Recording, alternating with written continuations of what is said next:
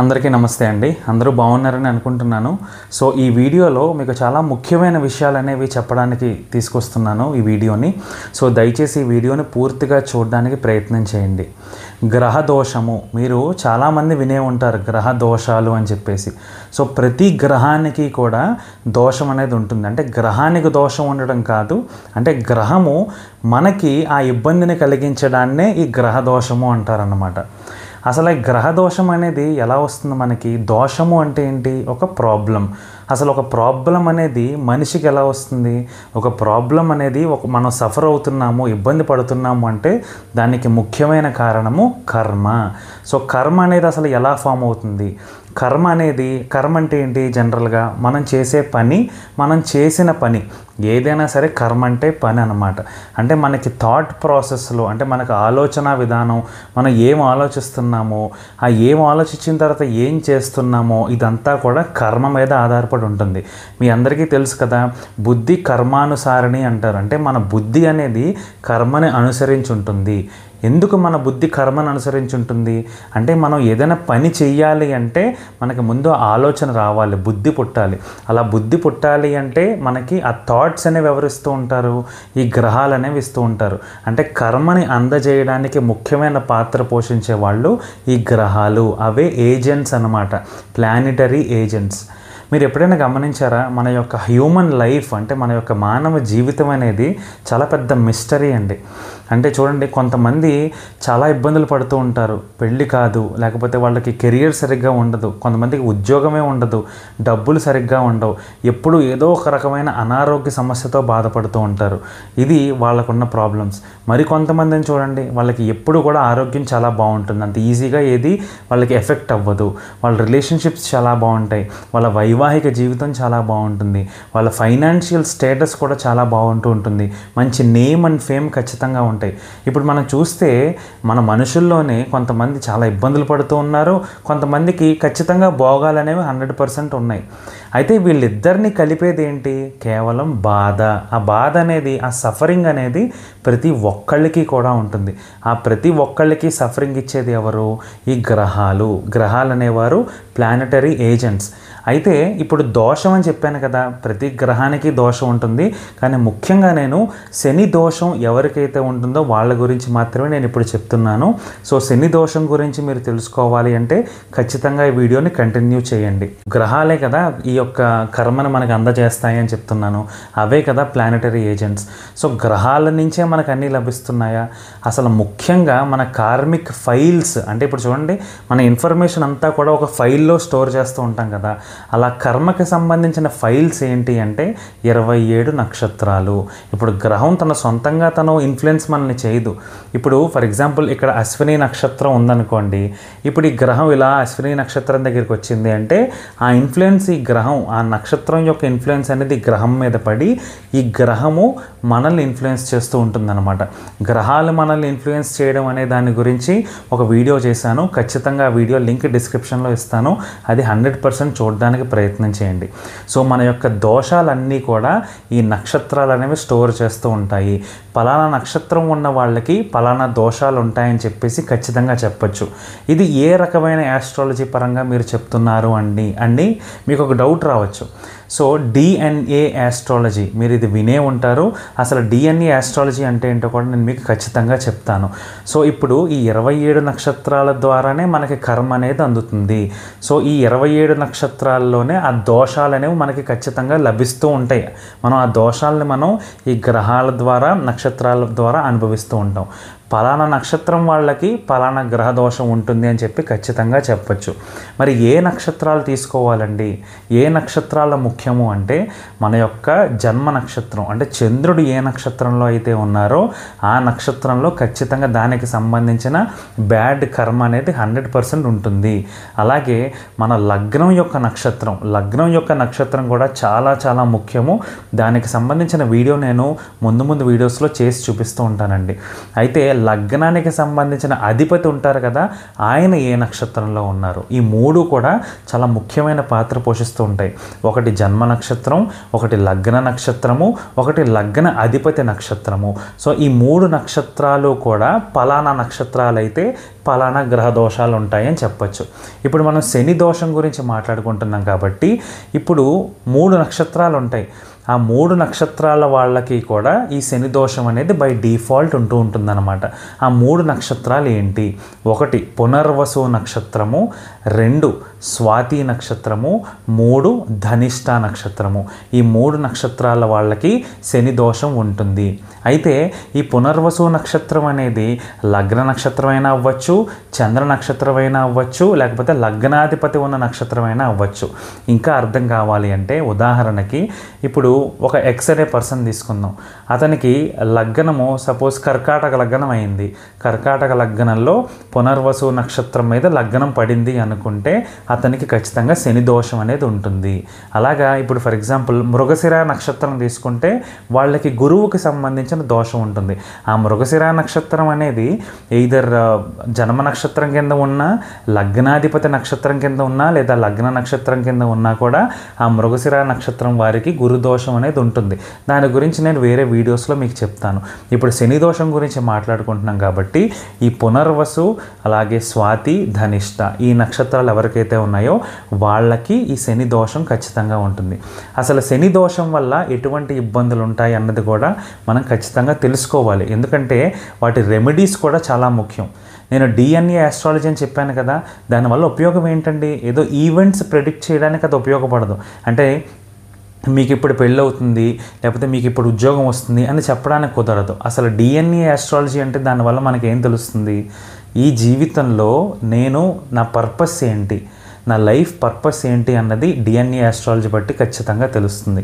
అలాగే ఈ యొక్క లైఫ్ పర్పస్ అనేది చాలా పెద్ద కాన్సెప్ట్ అండి. చాలా సింపుల్గా సూర్యుడు ఎక్కడైతే ఉన్నారో మన పర్పస్ కూడా అక్కడ ఉంటుంది. అది చాలా బేసిక్ లెవెల్ అనమాట. కానీ నాడీ ఆస్ట్రాలజీ బట్టి చూసుకుంటే మన లైఫ్ పర్పస్ ఏంటి అన్నది చాలా క్లియర్గా తెలుస్తుంది. కానీ అది చాలా పెద్ద ప్రాసెస్. సో దాని గురించి నేను చెప్పడానికి ప్రయత్నం చేస్తాను వేరే వీడియోస్లో. అలాగే రెండవది ఏంటంటే నేను పూర్వజన్మలో ఏది అచీవ్ చేయలేకపోయానో అన్న దాని గురించి ఈ డిఎన్ఏ ఆస్ట్రాలజీ ద్వారా మనం తెలుసుకోవచ్చు. అలాగే ఇంకొకటి ఏంటంటే మనకు ప్రారబ్ధ కర్మ ఏంటి అన్నది కూడా ఈ డిఎన్ఏ ఆస్ట్రాలజీ బట్టి మనం ఖచ్చితంగా తెలుసుకోవచ్చు. సో ఇవి ఎలా తెలుసుకోవాలి అన్నది చాలా పెద్ద కాన్సెప్ట్స్ ఇవన్నీ కూడా. అవి వేరే వీడియోస్లో చెప్పడానికి ప్రయత్నం చేస్తాను. సో డిఎన్ఏ ఆస్ట్రాలజీ ద్వారా ఇవన్నీ మనం తెలుసుకోవచ్చు. తెలుసుకుని ఏం చేయాలి అండి? ఇప్పుడు చాలామందికి డౌట్ ఉంటుంది, కరెక్టే. ఇవన్నీ తెలుసుకునే ప్రయోజనం ఏంటి అంటే మనం పూర్వజన్మలో యాక్షన్స్ వల్ల ప్రజెంట్ కర్మ అనుభవిస్తున్నాం. సో ప్రజెంట్ అలాంటి యాక్షన్స్ మనం చెయ్యకూడదు. సో పూర్వజన్మలో చేసిన దాన్ని మనం న్యూట్రల్ చేయాలి. అలా చేయాలి అంటే వేరే యాక్షన్ చేయాలి. భగవంతుడికి దండం పెట్టుకుంటే సరిపోతుందని అనుకోకండి. ఆయన ఎలాగో మనం పట్టించుకోవాలి, దండం పెట్టుకుంటూ ఉండాలి. కానీ కర్మ పోవాలి అంటే కర్మ చెయ్యాలి. సో కర్మ అంటే నెగిటివ్ కర్మ పోవాలి అంటే పాజిటివ్ కర్మ చేయాలి. సో దాన్ని నల్లిఫై చేయాలి, న్యూట్రల్ చేసేయాలన్నమాట. ఆ రెమెడీస్ కూడా ఏంటో నేను చెప్తాను. ఇప్పుడు శని దోషం ఉంది, నేను చెప్పాను కదా, ఈ పునర్వసు నక్షత్రానికి, స్వాతి నక్షత్రానికి, ధనిష్ట నక్షత్రానికి శని దోషం ఉంది. వీళ్ళు ఎటువంటి ఇబ్బందులు పడుతూ ఉంటారు. సో కేవలం శని దోషం ఈ 3 నక్షత్రాల వాళ్ళకే ఉంటుంది అని చెప్పడానికి లేదు. మన కర్మ అనేది ఎలా అయినా వస్తుందండి. ప్రారబ్ధ కర్మ అనేది ఇప్పుడు కొంతమంది 6వ స్థానం బట్టి చూస్తూ ఉంటారు, 8వ స్థానం బట్టి ఒక కర్మ చూస్తూ ఉంటారు, లగ్నం బట్టి, నక్షత్రాల బట్టి, వర్గచక్రాల బట్టి, ఇంకా చాలా చాలా విషయాల బట్టి మన కర్మని చూస్తూ ఉంటాం. కానీ నేను ఇందులో ఈ డిఎన్ఏ ఆస్ట్రాలజీ బట్టి ఈ శని దోషం అనేది ఎలా ఉంటుంది, వాళ్ళు ఏమేమి అనుభవిస్తారో మాత్రమే చెప్తున్నాను. సో వీళ్ళకి తప్ప ఇంకెవరికి దోషాలు ఉండవా, లేకపోతే వీళ్ళకే ఉంటాయని చెప్పి మీరు డౌట్ పడద్దు. వీళ్ళకైతే కొద్దో గొప్ప ఖచ్చితంగా ఉండే అవకాశం ఉంటుంది. ఇప్పుడు శని దోషం ఉన్న వాళ్ళకి ఎటువంటి ఇబ్బందులు కలుగుతాయి? ఫస్ట్ వాళ్ళ కెరియర్లో చాలా ఇబ్బందులు పడుతూ ఉంటారు. అంటే ఉదాహరణకి వాళ్ళు తక్కువ లెవెల్ జాబ్స్ నుంచి స్టార్ట్ చేస్తూ ఉంటారు అనమాట. ఇప్పుడు బీటెక్ చదివి బయటకు వచ్చిన తర్వాత చాలామంది జాబ్స్ వస్తూ ఉంటాయి. కొంతమందికి గొప్ప గొప్ప ప్యాకేజెస్తో జాబ్ వస్తూ ఉంటుంది. కానీ కొంతమంది తక్కువ జాబ్లలో జాయిన్ అవుతారు, అంటే తక్కువ శాలరీ ఇచ్చే జాబ్స్లో జాయిన్ అవుతూ ఉంటారు. సో శని దోషం ఉన్న వాళ్ళకి ముఖ్యంగా ఇలాంటివి మనం చూసుకోవచ్చు అనమాట. అలాగే వీళ్ళకి బిజినెస్ పరంగా కూడా ఇబ్బందులు కలుగుతూ ఉంటాయి. ఒక బిజినెస్ స్టార్ట్ చేయాలి అంటే వాళ్ళు చాలా ఇబ్బందులు ఫేస్ చేస్తూ ఉంటారు. చదువుకున్నది ఒకటి, అలాగే చేస్తున్నది ఒకటి, ఇలాంటి పరిస్థితి ఏర్పడుతూ ఉంటుంది. ఫర్ ఎగ్జాంపుల్ మెకానికల్ ఇంజనీరింగ్ చదివి సాఫ్ట్వేర్ ఇంజనీరింగ్ చేసే సిచ్యువేషన్ అనమాట. చదువుకున్నది ఒకటి, చేసేది ఒకటి, ఇలాంటి సిచ్యువేషన్స్ అనేవి ఏర్పడుతూ ఉంటాయి. సో కెరియర్లో సమస్యలు ఖచ్చితంగా ఉంటాయి. రిలేషన్షిప్స్లో సమస్యలు కూడా ఖచ్చితంగా ఉంటాయి. ముఖ్యంగా పెద్దవాళ్ళు ఎవరైతే ఉన్నారో ఎల్డర్స్తో రిలేషన్షిప్స్ అనేవి దెబ్బతింటూ ఉంటాయి. ఎల్డర్స్ని సరిగ్గా గౌరవించకపోవడం వల్ల ఇబ్బందులు కూడా ఖచ్చితంగా కలుగుతూ ఉంటాయి. కొంత బద్ధకం ఎక్కువ ఉండే అవకాశం ఉంటుంది. ప్రతి పనిని కూడా పోస్ట్ పోన్ చేస్తూ ఉంటారు. సరే రేపు చేద్దాం, ఎల్లుండి చేద్దాం అని చెప్పేసి ప్రతి పనిని కూడా పోస్ట్ పోన్ చేసే ధోరణి వీళ్ళకి ఎక్కువ ఉంటూ ఉంటుందన్నమాట. అయితే పాజిటివ్ సైడ్స్ కూడా ఖచ్చితంగా ఉన్నాయండి, అది మీరు గుర్తుపెట్టుకోవాలి. ఆ పాజిటివ్ సైడ్స్ ఏంటి అంటే వీళ్ళ మదర్ ల్యాండ్ ఎక్కడైతే ఉందో వాళ్ళ మదర్ ల్యాండ్లో పుట్టిన ప్రదేశంలో వాళ్ళు చాలా బాగా రాణించే అవకాశాలు ఉన్నాయి. అంటే వేరే ప్రదేశానికి వెళ్లకుండా వాళ్ళ పుట్టిన ప్రదేశంలో ఉంటేనే కొంచెం బాగా రాణించే అవకాశాలు ఖచ్చితంగా ఉన్నాయి. ఇప్పుడు చూడండి, కొంతమంది ఇండియా వదిలేసి వెళ్ళిపోతూ ఉంటారు. సో అక్కడ వాళ్ళు ఇబ్బంది పడిపోతూ ఉంటారు అనమాట. సో పుట్టిన ప్రదేశం మదర్ ల్యాండ్లోనే వాళ్ళకి బాగుంటుంది. ఇది ఖచ్చితంగా పాజిటివ్ పాయింటే. ముఖ్యమైన విషయం ఇంకొకటి ఏంటి అంటే చాలా పాజిటివ్ అండి ఇది కూడా. వీళ్ళు ఎదుటి వాళ్ళు ఏ కులము ఏ మతం అలాంటివి ఏం చూడరు. ఎదుటి వాళ్ళు తక్కువ, వాళ్ళు నా స్థాయి కన్నా తక్కువ, సో నా స్థాయి కన్నా ఎక్కువ ఉంటేనే లేదా నా స్థాయితో సమానంగా ఉంటేనే నేను వాళ్ళని ఇష్టపడతాను, వాళ్ళతో స్నేహం చేస్తాను, ఇలాంటి ధోరణి వీళ్ళకి ఉండదన్నమాట. అంటే వీళ్ళు ఎంతటి వాళ్ళైనా వాళ్ళు వీళ్ళకన్నా తక్కువని వీళ్ళకి తెలిసినా కూడా వాళ్ళు అలా ఫీల్ అవ్వరు. వాళ్ళతో ఖచ్చితంగా స్నేహం చేస్తూ ఉంటారు. ఈ కులం వాడితోనే మాట్లాడతాను అలాంటివి ఏం ఉండవు. అందరితో కలిసిపోతారు. ఇది ఖచ్చితంగా చాలా పాజిటివ్ విషయం అండి. చాలా కష్టపడే ధోరణి ఖచ్చితంగా ఉంటుంది. అలాగే ఒక ప్రదేశం నుంచి మరొక ప్రదేశానికి ఎక్కువ వెళ్ళిపోతూ ఉండడం. చాలామంది చూడండి ట్రాన్స్ఫర్లు అవుతూ ఉంటాయి, ఒక చోట నుంచి ఇంకొక చోటుకి వెళ్ళిపోతూ ఉండడం. అలాగే ఇప్పుడు ఏం చేయాలో తెలియక ఫస్ట్ ఈ ఒక పని చేయడం, వేరే చోట ఇంకో పని చేయడం, తర్వాత ఇంకో పని చేయడం, ఇలాంటివన్నీ కూడా వీళ్ళు ఫేస్ చేస్తూ ఉంటారు. నైబర్స్తో కూడా ఒక రకంగా ఇబ్బందులు అనేవి ఫేస్ చేస్తూ ఉంటారు. అయితే ఇప్పుడు ఈ శని దోషం ఉందని చెప్పాను. ఇంకొకటి, ఈ శని దోషం ఎవరికైతే ఉందో అంటే పునర్వసు, అలాగే ఈ యొక్క స్వాతి నక్షత్రం, ధనిష్ట నక్షత్రం వాళ్ళకి శని ఎక్కడైతే ఉన్నారో అక్కడ కూడా వాటికి సంబంధించిన విషయాల్లో కూడా ఆ కర్మని, ఆ దోషాన్ని వీళ్ళు ఎక్కువ అనుభవిస్తూ ఉంటారన్నమాట. అది కూడా మీరు ఖచ్చితంగా గుర్తుపెట్టుకోండి. సో వీటన్నిటికీ కూడా 100% రెమెడీస్ అయితే ఉన్నాయి. రాముల వారి జాతకం తీసుకుందాం. శ్రీరాముడు నాకు తెలిసి ఆయన ఎంత గొప్ప భగవంతుడు. ఆయన ఎంత గొప్ప భగవంతుడైనప్పటికీ కూడా ఆయన ఎన్నో కష్టాలు పడ్డారు, చాలా కష్టాలు పడ్డారు. ఇప్పుడు శ్రీరాముల వారి జాతకం కనుక మనం తీసుకుంటే ఫస్ట్ అసలు ఆయన ఎందుకు అవతరించడం జరిగింది అది గుర్తుపెట్టుకోవాలి. రాముల వారు ఏంటి, ఆయనకి జాతకం ఉండడం ఏంటి, దేవుళ్ళకి కూడా ఉంటాయని చెప్పేసి మనలో చాలామందికి ప్రశ్న రావచ్చు. ఎంతటి వాళ్ళైనా సరే ఈ ఫిజికల్ రెల్మ్, ఈ ఎర్త్ రెల్మ్లోకి వచ్చినప్పుడు వాళ్ళు అనుభవించాల్సిందే, కర్మ అనేది ఉంటుంది. అసలు ఎందుకు వచ్చారో రాముల వారి కింద జనం ఎందుకు తీసుకున్నారు మీ అందరికీ తెలుసు. కానీ శివమహాపురాణంలో ఒకలా ఉంది. ప్రతి కల్పంలో మనకి చాలా రకరకాల కల్పాలు ఉంటాయి. ఒక్కొక్క కల్పంలో ఒక్కొక్కలా జరిగినట్టు కూడా మనకి పురాణాలు చెప్తూ ఉన్నాయి. అసలు ఇప్పుడు నేను చెప్పేదాన్ని బట్టి మీరు కూడా అర్థం చేసుకోండి. ఇది చాలామందికి తెలియచ్చు, తెలియకపోవచ్చు. భృగు మహర్షి ఉన్నారు కదా, అంటే శుక్రాచార్యుల వారి తండ్రి. సో ఈ భృగు మహర్షి యొక్క వాళ్ళ భార్య ఎవరైతే ఉన్నారో కావ్యామాత, ఆవిడ్ని శ్రీ మహావిష్ణువు సంహరించడం జరుగుతుంది. దానివల్ల భృగు మహర్షి శ్రీమన్నారాయణుడికి ఆయన ఏం చేశారో శాపం ఇచ్చారు. సో దానివల్ల ఆయన భూమి మీద పుట్టారు. ఆయన ఏ నక్షత్రం మీద పుట్టారు? నేను ఏం చెప్పాను, శని దోషం ఎవరెవరికి ఉంటుంది, అది అది జన్మ నక్షత్రం అయినా సరే, లగ్న నక్షత్రం అయినా సరే, లగ్నాధిపతి నక్షత్రం అయినా సరే, ఈ యొక్క పునర్వసు కానీ లేకపోతే ఈ స్వాతి నక్షత్రం కానీ ధనిష్ట నక్షత్రం కానీ అయితే వాళ్ళకి శని దోషం ఉంటుంది. రాముల వారి జాతకం చూడండి, వాల్మీకి మహర్షి ప్రకారం ఆయనది కర్కాటక లగ్నము, ఆయనకి చంద్రుడు లగ్నంలోనే ఉంటారు, పునర్వసు నక్షత్రంలో ఉన్నారు. సో పునర్వసు నక్షత్రంలో ఉన్నారు కాబట్టి ఆయనకి శని దోషం అనేది ఖచ్చితంగా ఉంది. ఇప్పుడు మీరు ఇందాక చెప్పింది చూడండి, వ్యాండరింగ్ నేచర్, ఒక చోటు నుంచి ఇంకొకటికి వెళ్ళడం, ఇంకొక చోటు నుంచి ఇంకొకటికి వెళ్ళడం, ఇలా తిరుగుతూ ఉంటారు అని చెప్పాను కదా. ఆయన 14 ఏళ్ళు అరణ్యవాసం చేశారు, వనవాసం చేశారు, ఎంతో ఇబ్బంది పడ్డారు, చాలా కష్టాలు పడ్డారు, ఒక చోటు నుంచి ఇంకొక చోటుకి అలా వెళుతూనే ఉన్నారు. సో అది చాలా పెద్ద ఇంపాక్ట్ క్రియేట్ చేసింది శని దోషం ఆయన యొక్క జాతకంలో. 2 రిలేషన్షిప్స్ పరంగా ఇబ్బందులు జరిగాయి. కైకేయి ఆవిడ వల్లే కదా ఇబ్బందులు అనేవి జరిగాయి, ఆవిడ వల్లే కదా రాముల వారు అరణ్యవాసంకి వెళ్ళడం జరిగింది. సో ఈ రిలేషన్షిప్స్ అనేవి కూడా ఖచ్చితంగా దెబ్బతిన్నాయి. పోనీ రాముల వారు సీతామ్మవారు ఏమన్నా సుఖంగా ఉన్నారా? పాపం ఎన్నో కష్టాలు పడ్డారు. సో రిలేషన్షిప్స్లో బాధలు అనేవి ఖచ్చితంగా వాళ్ళు ఫేస్ చేశారు. ఇంకొకటి, ఇప్పుడు నేను ఇందాక ఏం చెప్పాను, పెద్దవాళ్ళని గౌరవించకపోవడము, ఇది మీరు దయచేసి తప్పుగా తీసుకోకండి. ఎందుకంటే రాముల వారు ధర్మాన్ని ఫాలో అయ్యారు. ఇప్పుడు వరం ఇచ్చినప్పుడు కైకేయి దేవికి వరం ఇచ్చినప్పుడు దశరథ మహారాజు ఆ వరాన్ని ఖచ్చితంగా ఇంప్లిమెంట్ చేయాలి. అలా ఇంప్లిమెంట్ చేయకపోతే అది ధర్మం కాదు. సో ఆ వరాలు అలా ఇవ్వడం వల్ల, ఆ వరాలు అలా కోరుకోవడం వల్ల ఆయన అరణ్యవాసం చేయాల్సి వచ్చింది. సో ఆ వరానికి సంబంధించి ఆ వరాలు ఎలాగైనా సరే నెరవేర్చాలి, అలాగే వాళ్ళ తండ్రికి చెడ్డ పేరు రాకూడదు అని చెప్పేసి ఆయన వాళ్ళ తండ్రి గారు ఇక్కడే ఉండునన్న, నువ్వు వెళ్ళొద్దు, అరణ్యవాసానికి వెళ్ళొద్దన్నా కూడా వెళ్ళారు. అది గౌరవించకుండా వెళ్ళడం అని మనం అనుకోకూడదు. కానీ నేను ఒక ఎగ్జాంపుల్ చెప్తున్నాను కాబట్టి ఈ శని దోషం వల్ల ఇలాంటి సిచ్యువేషన్స్ కూడా ఏర్పడతాయి అన్న దాని గురించి ఒక చిన్న ఉదాహరణ ఇచ్చాను మాత్రం. అదొక్కటే మీరు గమనించండి. ధర్మం కోసం ఇంట్లో వాళ్ళనైనా సరే వాళ్ళు ఎదిరిస్తారు అని చెప్పేసి ఒక చిన్న కాన్సెప్ట్లో ఇది నేను మీకు చెప్పాను అనమాట. ఇంకొకటి ఏం చెప్పాను మీకు, ఈ యొక్క తనకన్నా తక్కువ వాళ్ళు ఎవరైతే ఉన్నారో వాళ్ళతో స్నేహం చేస్తూ ఉంటారు. ఎందుకంటే వాళ్ళకి అలాంటి భావన ఉండదు. మనం చెప్తాం అలా, కానీ వాళ్ళకి అలాంటి భావన ఖచ్చితంగా ఉండదు. ఇప్పుడు గుహుడు ఉన్నారు, ఆయనతో స్నేహం చేశారు కదా. అలాగే చాలా మందితో స్నేహం చేశారు, ధర్మాత్ములతో తిరిగారు, బాస్ ఆంజనేయ స్వామితో ఆయన ఉన్నారు. వాళ్ళంతా కూడా అంటే వాళ్ళు వానరులు, మనం మనుషులు, అలాంటి భేదం లేకుండా ప్రతి ఒక్కళ్ళతోనూ ఆయన చాలా ధర్మంగా ఉన్నారు, చాలా గొప్పగా ఉన్నారు. ఆయనకి మించిన గొప్ప ప్రవర్తన మరొకరికి ఎవ్వరికీ ఉండదన్నమాట. సో శని దోషం ఉండడం ఒక రకంగా ఇబ్బంది, ఒక రకంగా చాలా పాజిటివ్ కూడా 100% ఉంటుంది. అలాగే చూడండి, ఆయన తన హోమ్ ల్యాండ్లో, తన మదర్ ల్యాండ్లో కాకుండా వేరే ల్యాండ్కి ఎప్పుడైతే వెళ్ళారో అక్కడ చాలా ఇబ్బందులు పడ్డారు. వనవాసానికి వెళ్ళినప్పుడు ఎన్నో ఇబ్బందులు పడ్డారు. సరిగ్గా తిన్నారో లేదో మనం భావించవచ్చు, మనం ఊహించవచ్చు. అలాగే శని దోషం ఉన్నప్పుడు ముఖ్యంగా వాళ్ళ కాళ్ళకి ఇబ్బంది, వాళ్ళ పాదాలకు ఇబ్బంది కలుగుతూ ఉంటుందండి. రాముల వారు వాళ్ళు ఆ టైంలో ఏం వేసుకునేవారు, పాదరక్షలు, అవి ఎంతవరకు ఉంటాయి?